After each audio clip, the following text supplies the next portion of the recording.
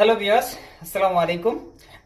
আপনাদেরকে রান্নার শুরুর ভিডিওটা দেখিয়েছি এবং মাংস যে ভাজছিলাম তেলে সেটাও আপনাদেরকে দেখিয়েছি, কিন্তু রান্না পরবর্তীতে আর কি কি করলাম সেই বিষয়টি কিন্তু আপনাদের সাথে শেয়ার করা হয়নি।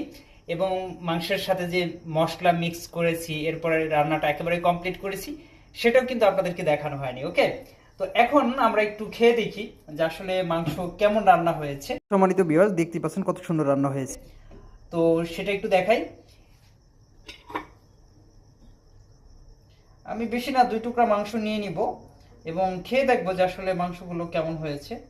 আমার কাছে খুব ভালোই লাগছে, তবে সবচেয়ে মজার বিষয় কি জানেন? এই যে দেখেন কত বড় একটা পিস, দেখতে পাচ্ছেন? এই যে কত বড়, এটা কি জানেন? এটা হলো আপনার মাথা আর কি। তো মাথার যে হাড্ডিটা আছে সেই হাড্ডিটা এটা, তো দেখতেই পাচ্ছেন।